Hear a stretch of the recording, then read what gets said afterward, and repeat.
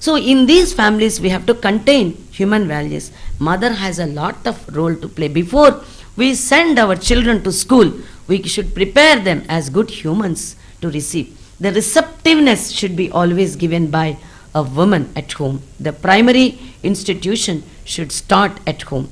Home should never fail. Secondly, in our culture, marriage is not for sexual pleasure or enjoyment. For us, always the concept of the purpose of marriage is to give children to society as a continuation of our clan and to do good, to continue the good activities which are started by our predecessors, or as continuation of values which have been established by our fathers and forefathers. That is a wonderful concept here, right? So what is our primary duty? It is not to forget about the primary role. So as a woman, we have to think of family, healthy atmosphere at home, so that we will be standing examples to our own children. It is not by the it is not by theories we are going to teach or imbue values, but it is only by following the values we can influence our children. So thirdly, as employers, as educated people, actually when I was listening to Mr. Srinivas today, his knowledge has become almost, knowledge is at our threshold. But it is only we, the women, can explain either to menfolk, because I think women play a vital role in the life of a man also as life partner, right? So we can definitely influence the thought style of the men at home and also children at home, how to use knowledge and how to convert it, rather couple it with sense of wisdom, so that it will be, that such a knowledge will be useful to society. And finally, it is for us or for children, all of us should not forget one thing. Don't think that I am didactic, but I would like to say everybody's life has a purpose. We have not come to this world without any purpose. The purpose may be small or purpose may be good. As Swami says, if I am a teacher, let me be a good teacher. If I am just a housewife, let me be a wonderful housewife. If I am an IAS officer, let me be a wonderful IAS officer.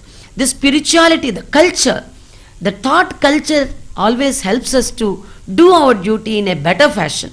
Doing the duty just for duty's sake doesn't have any relevance to society.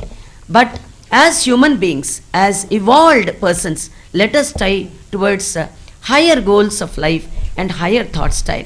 It is only by setting an example as a mother, as an individual, as an employee, as a housewife, as a part of the society, all we with the women can always try to usher in new culture, so that the world will be a wonderful place to live in and the next generations will not blame us. I thank the main institution for giving me this wonderful opportunity. Thank you. Dr. Bandakavi defined culture as a refined acquired status of mind, and contrasted Eastern and Western cultures as having made material life conducive to strife and conflict, with the Eastern cultural ideal of spiritual life, which is conducive to harmony. She says that Swami Vivekananda considered a combination of the two to achieve human excellence.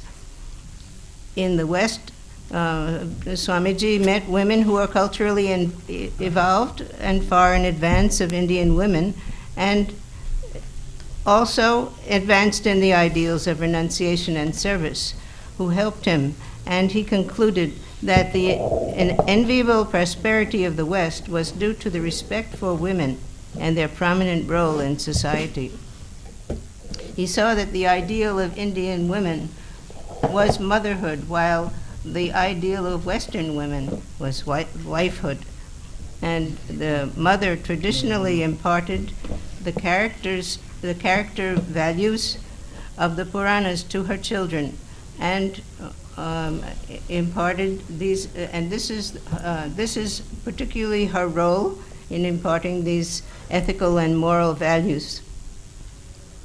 So now we turn to Dr. Balasubramaniam, who is the Chief Executive Officer of the Vivekananda Youth Movement, an organization founded by medical practitioners which serve society in the areas of health, education, socio-economic empowerment, and other fields.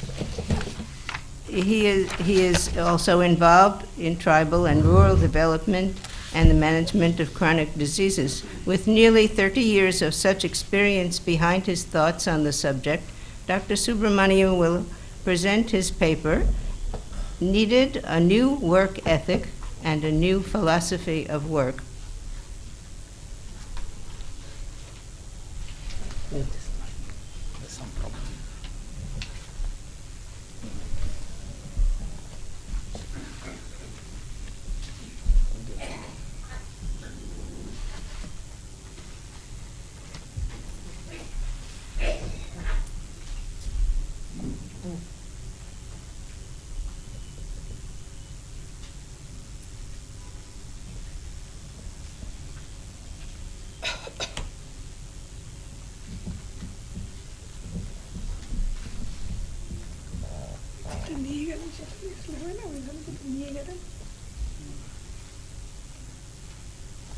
Project computer, you let us select there. Select.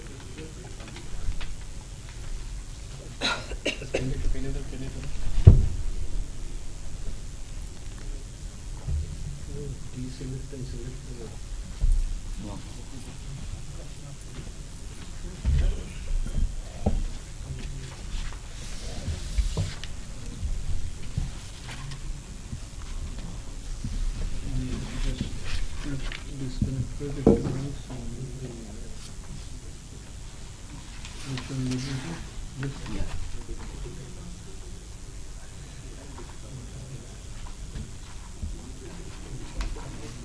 Are you getting it?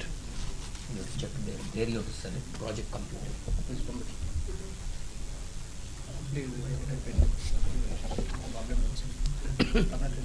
You want to give this one? It's there in the pen drive. It's there in the pen drive. Take this.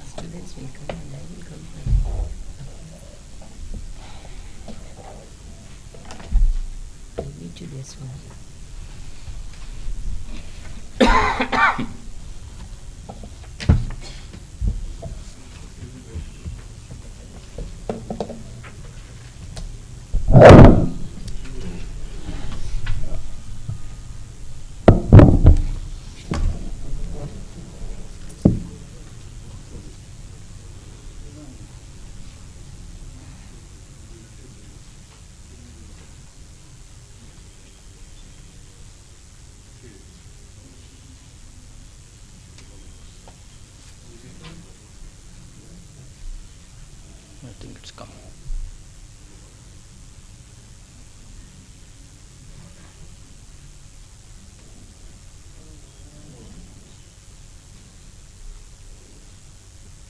Which one is it?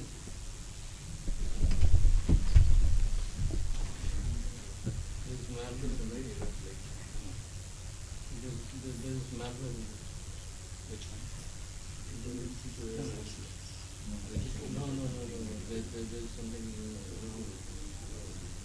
some virus. This is the trend of the insect. We have to honor it. It's showing there.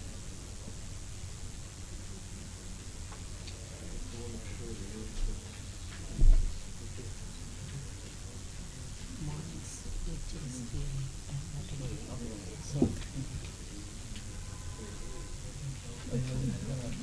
thank you, ma'am. I don't understand.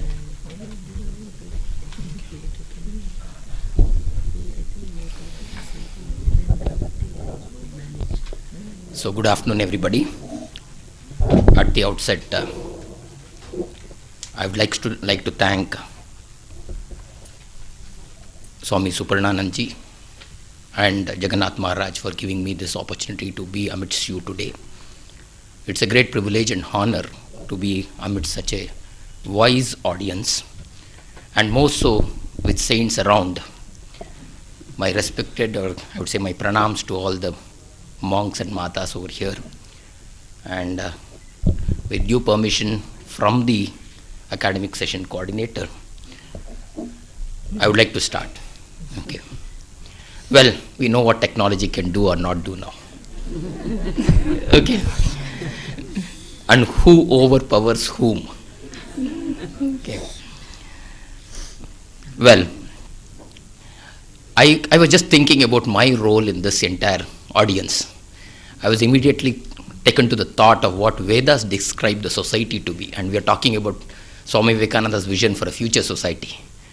And Veda described the entire society as a human being, with the head portion being the Brahmanas, the shoulder portions being the Kshatriyas, the trunk portion being the Vaishyas, and the limbs being the Shudras.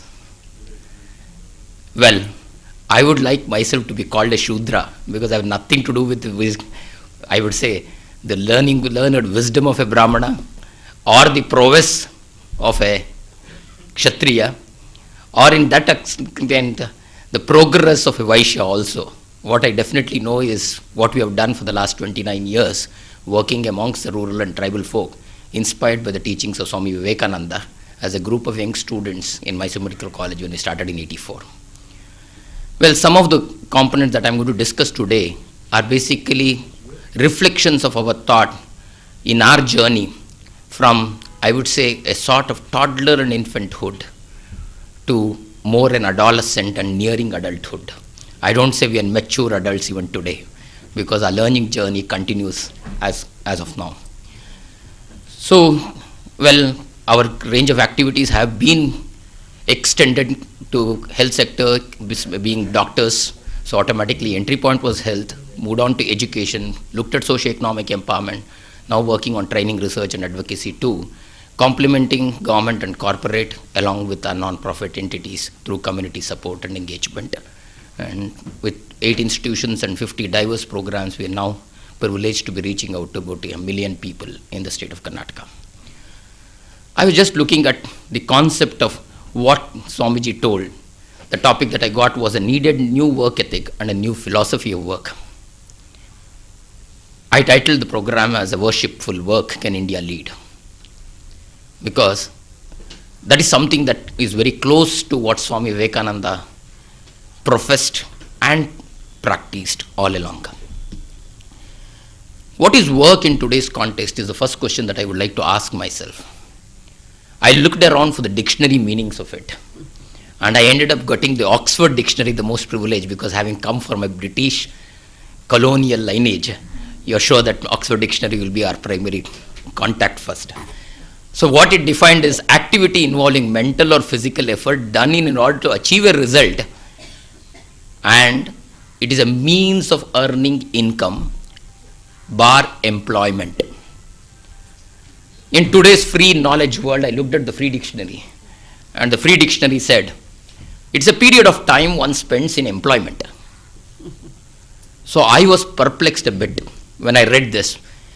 Do we mean to say that every work that we do is for earning a livelihood?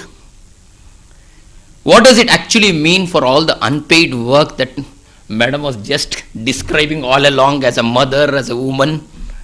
66%, the UNDP says 66% of the world's work is done by women. And it also says that only 10% remuneration of the world is actually paid to women. And, and 2% of the assets of the world are actually held by women. So now you know where we stand. So the work definition that the dictionary describes doesn't even talk about major context of the world's work. Then I was looking at the next question. Is work a dignified one? Whatever you talk about, livelihood, employment, etc. You have blue collars, white collars, bonded laborers, child laborers. Okay. Is all this work, though earning wages, is it dignified? Is a major issue. Then I was just looking at, are we, even within the realm of work and employed work, are we inclusive? What percent of women, or what percent, the 1995, the India passed the Equal Opportunities Act for the disabled people. So, but we have only 3% reservations were supposed to be there. Even today we are toiling after nearly 20 years. Still it is not implemented. That means we have no voice for the disabled people. The women reservation bill in the parliament is still pending. Decades have passed. Lot of noise, very less fruits. Then we have started looking at service in a different context, work and service. I get a lot of volunteers applying for our organization. Lot of it keeps coming to me. On an average, we get 300 visitors a month. And at any given point of time, 8 to 10 volunteers. I am perplexed to hear them. And every time I ask them, it says, we have been working all along, so we want to do some service. That's why we came here. So that means work is a different context and service is a different context. And service is done at leisure time, if at all, if we have some. And if at all, if we have an inclination for the same. Is it that what work is all about? So do we mean to say that work and service are different? And let me look at the Indian context. I was just surveying through some of the research papers that were going there. The Hindustan Times and C4 on 14th July 2013 has reported a record of survey results that they carried out across the country. They looked at different parameters. Punctuality. 57% of the workforce, I am talking about paid work because we tell work is only about paid work. Rest of them are not included, so I am not even bothered about the rest of them. Now I am looking at 57% of the workforce in the age group of 25 to 35 said reporting to work on time is not necessary. Thankfully, our elder population of 36 to 55 age group, probably the more mature adults are closer to retirement, they are more honest, they are more punctual, they are about 74%. Whereas 57% of young adults feel that reporting to work is important. Rest of them don't even feel it is important. Then discipline they checked. All from self-reflecting questionnaires. Nothing is being done by an observational entity. Discipline. 50% of the Delhiites and 40% of Kolkata, because I specifically wanted to search for Kolkata. So, because I'm coming over to Kolkata, so I just looked at it. They said, they felt justified to waste time. No problem. Okay, that means Kolkata people are more ethical, more disciplined than Delhiites. That's the net, so I would say summation effect that I got. But when I compared it with the national average, India was better off. Maybe I come from a region which is supposed to be more ethical or more disciplined. Maybe they might have contributed a bit more. So the national average for discipline is 38%. Okay. So, yeah. Then I looked at passion of work.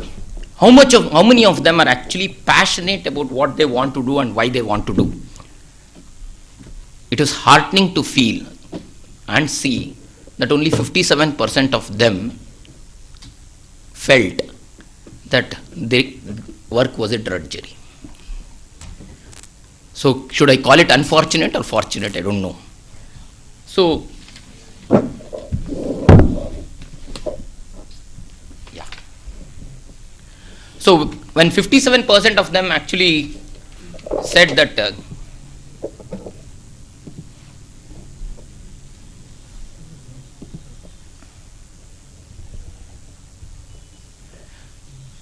they 57% of them said they do not enjoy their work, and only 50% of them actually agreed that they would take responsibility for every error that they create. That means 50% of them do not want to own up even the errors. Now the next question was values. I think that's a great casualty most of the time. Some might even argue that what I told now was also values, discipline, punctual, etc. The practices I was just trying to look at. 45% of the people who were surveyed said they are comfortable logging in incorrect in times and out times. 46% feel using an office line for personal long distance work is okay during working hours off the office phone. 55.7% of the workers had no qualms about fudging details of expenses. and this is their confession, 60% of people surveyed said they were unabashed when taking leave. I take leave when I want. Who cares about my boss? 62% of the people consider bribing is normal. Anyway, that's a big debate. You know what's happening there. And 60% of the workers don't feel bad promising the earth when they cannot even deliver the mud or the stone. So they're ready to sin. So that means in the service industry today, assuring or providing false promises is a rule rather than an exception. 61% of the workers feel taking printouts and photocopies for personal work in office is okay. Okay. And 63% of the respondents were okay doing personal work during office hours. And majority feel running errands for the boss is very good. And it's a privilege. The reason is very simple. Because when we are talking about accountability in today's, when I was actually training a group of class 1 officers, I was reminded, I just told, see, we are all accountable to our bosses. We need to be accountable to the community we serve. It's a democratic nation, Praja Prabhutva, means the people are the kings. So we need to be accountable to them. There was jokingly one of the officers got up and said, sir, please understand our plight. If I have to be accountable to 40,000 people that I serve, where am I going to be? It's easy to please and appease one boss and manage my life rather than looking at 40,000 people to be served. Okay. So, but there were a lot of other consolations. 45% said they are okay to provide cover for their colleagues, and they do not mind sharing their work during their absence. I'm looking at the other side of the fence also, what people actually are. This is all their actions, but what is their intent? That 45% of them are okay doing person's work, taking the burden of others. There is also a survey from Ernst & Young in India in 2006 which said the year-end performance rating as per the objectively accessible parameters today, they said that for every 10 hours of vacation employees got, their productivity improved by 8%. I tend to derive from this that more people are restless. So they are not able to have calmness in their work. And only they have to take a break to get to that. Then they are more productive. So that means, do we have free time? As Swami Ranganathananji used to say, 8 hours of work will not drain us out. Half an hour of anxiety will kill us. Okay. So, it's very, very hard. Then there was a comment by Anand Kumar, the sociologist from Jain University. His learned colleague is also here. Majority of them work because of compulsions today, not because of joy. Indians are homogeneous by nature, so empathy with colleagues comes naturally. This was the comment he made based on this paper. However, the bonding often has more to do with our personal inclinations. It is not uncommon to see a greater harmony amongst workers from a certain region. Well, these are all Indian stories. Let me look at the global stories, because we are looking at the future society, and somebody, the learned speaker before me, had already said, Swamiji didn't talk about Indian society. Okay. For him, the entire universe was one society. All barriers had to be broken, and his address was for the human soul. 39% of the US high school students surveyed were 3,55,000 children were surveyed. Okay. They said they need not work hard. They are not bothered about it. 39% of the US students have told this. Fine. Thank you. So, the recession played a big role. I think this is also another derivation from Swamiji's thoughts. Failures teach us more than successes. They give us better opportunities to understand life.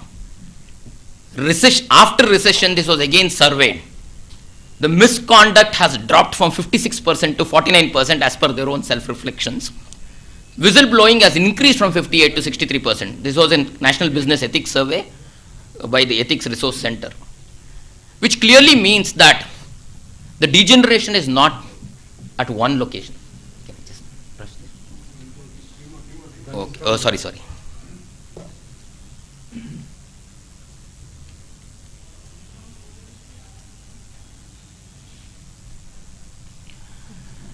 That gets us to the new thought.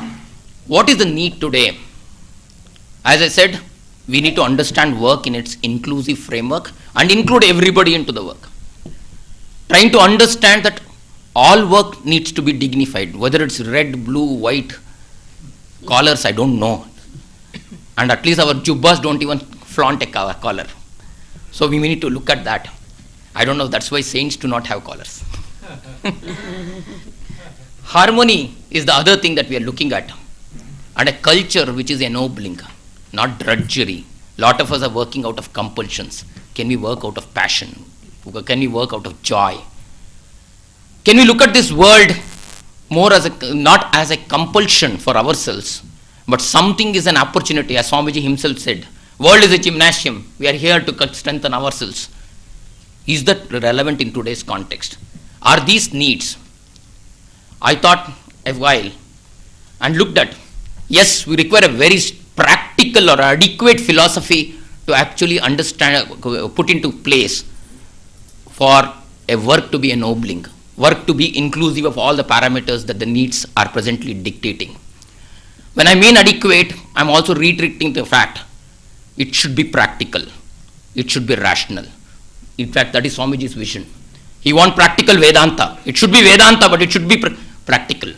So that sort of rationality with practicality is what philosophy we are looking at. And fortunately for us, Swamiji has already laid down everything. I find in Swamiji a sort of panacea for all ills. Anything you want, it's like Rabindranath Tagore telling things. If you want to understand India, go and read Swamiji. In him, everything is positive, nothing negative. So Swamiji is able to include everybody into its ambit. I find it to be most original, most liberal, most progressive. In that context, it's one of the best treatises, or I would say most practical SOP, standard operating procedure in today's context for our future society. And as a philosopher, he has given language to it, but primarily it was Guru Maharaj who has actually validated it. So he was the voice of the Thakur.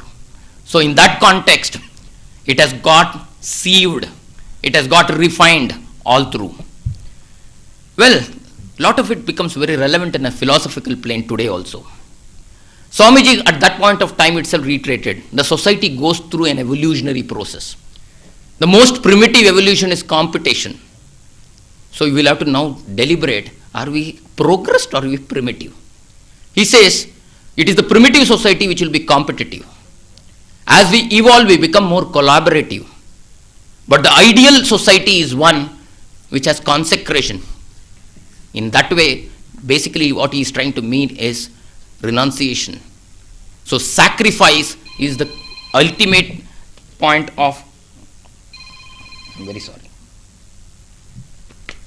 the ultimate necessity of anything that we look at. And when we see, ideal society, everybody sacrifices. I was actually reading a anecdotal information. In fact, it was a cartoon. The past and the present. I was reminded of Swamiji's beggar and sannyasi anecdote. Two people are trying to board a train. Okay. In the past, one person is saying, you first. The other person is also saying, you first. So both of them are arguing, you first and you first. And the train passes. And both of them go back to the railway canteen and have a cup of coffee. Okay. And he says, present. I first, I first. So both of them are fighting that I first and I first for the same train. During that period, both of them are pushing each other. The train passes, and there is a fist fight going on the platform. Okay, the result was the same.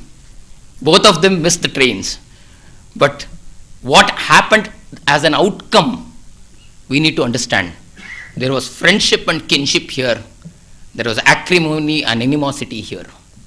This is the difference that we are trying to look at. Though it apparently appears same, where are we and what is the thinking? Well, this competition has to now move into cooperation and then into consecration. But Swamiji emphasizes on one more aspect. Well, you want to renunciate. What is there for you to renunciate? Unless you earn, you cannot renunciate. A beggar cannot renunciate anything. There is nothing to renunciate for him. He is craving. So you have to earn. So that means non-resistance is not an ideal to be taken at first level. You should ever first have the capacity. You have to earn that status that you can resist all evil. Then comes non-resistance as a nobler gesture. So, as a householder, where majority of us here are, I think we need to earn our bread. We need to fight all evils. We need to get along there. And then probably, that's why the Grihastha Ashramas was, though not hierarchical in real sense, they all had their place. So, we need to understand where we are today. So, we